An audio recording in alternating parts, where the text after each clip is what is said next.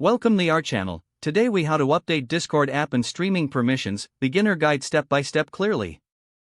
To update the Discord app, first, open the Discord application on your device.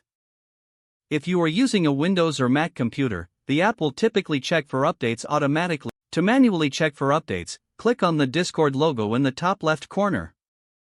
Next, select Check for Updates from the drop-down menu. If an update is available, Discord will download it automatically. Once the download is complete, Discord will prompt you to restart the app to install the update. Click on Restart Now to apply the changes.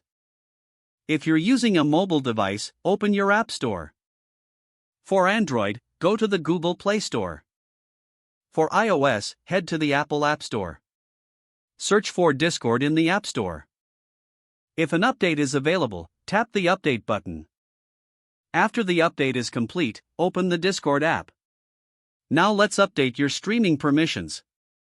Open Discord and log into your account. Click on the gear icon at the bottom left to open user settings. Scroll down and select Game Overlay from the menu. Make sure the overlay is enabled for the games you wish to stream. Next, to adjust streaming permissions, go back to User Settings. Select Voice and Video from the left sidebar. Ensure that the correct input and output devices are selected for your streaming setup.